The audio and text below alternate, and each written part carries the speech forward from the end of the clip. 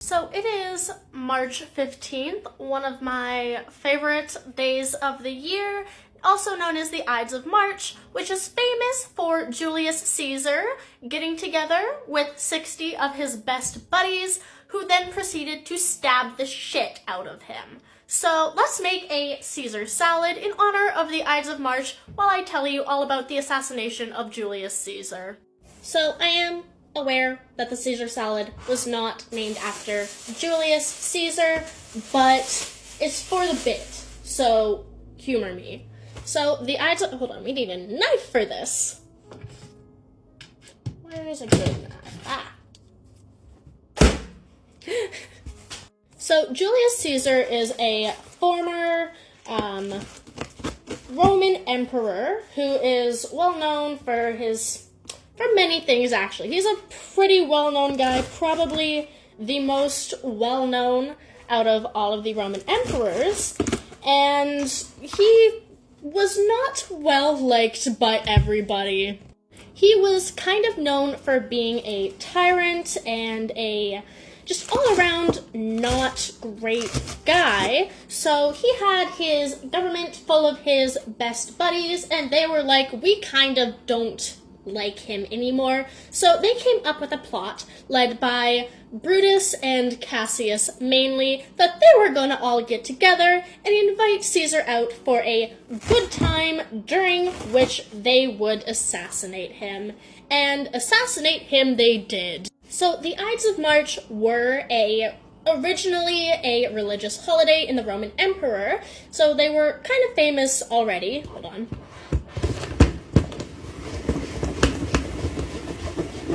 Get spun. So they were kind of famous already, and they had quite a lot of... I just dumped all the water into my... Hold on. Turns out I am incapable of multitasking.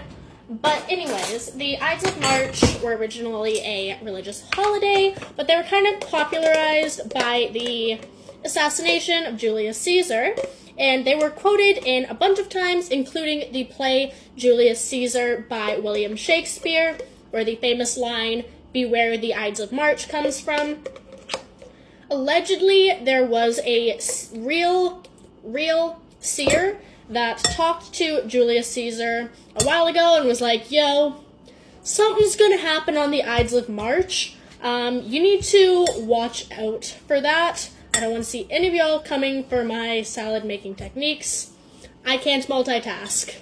So anyway, allegedly a seer told Julius Caesar, being like, hey, beware, just be cautious on March 15th, because shit's gonna go down. And he was kind of like, you're crazy, no. So when a bunch of his best buddies invited him out on the Ides of March, he thought nothing of it.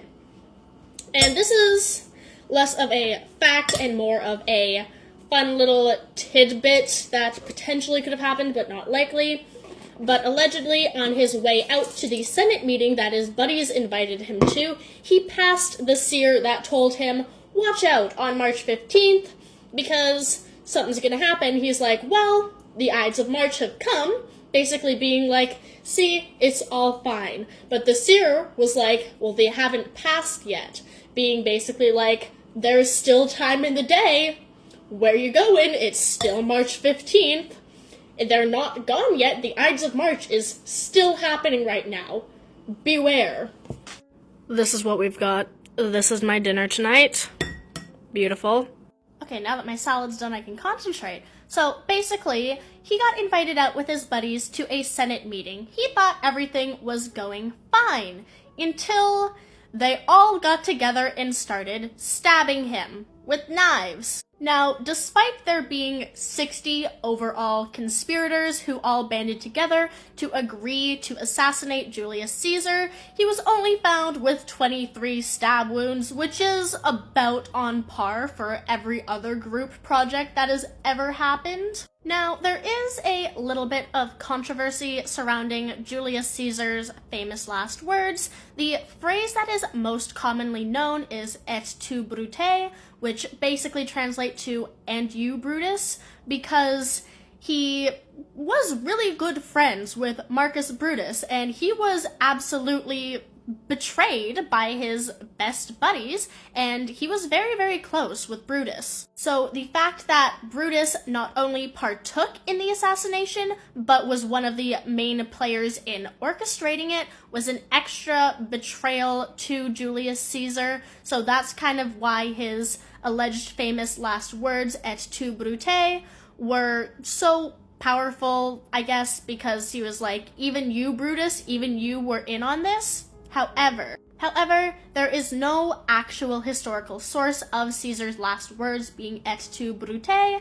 That was also, just like the phrase beware the Ides of March, popularized by William Shakespeare in his play, so that probably didn't actually happen as to be Julius Caesar's last words. There is some other theories. Another hypothesis was that he actually said a phrase in Greek that I'm not even going to try to pronounce because I know I'm going to butcher it, but basically translates to, and you, child, talking to Brutus, which is kind of the same message, but just with a little bit less popularity surrounding it. However, we still don't know for sure his exact last words, even if there was any.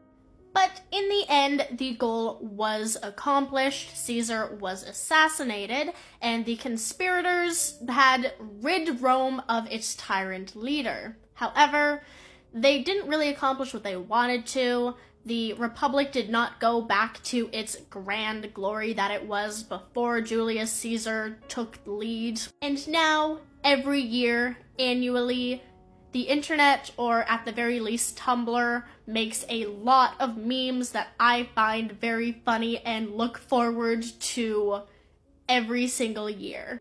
Because on March 15th, everybody, 2,000 years ago and now, woke up and chose violence on Julius Caesar, and now it's a meme, and now, annually, I make myself a Caesar salad for the bit. Now, this is by no means the entire story. There was a lot of, political reasons and personal reasons and everything that I don't really want to go into the whole history of why the Ides of March happened and what the repercussions were.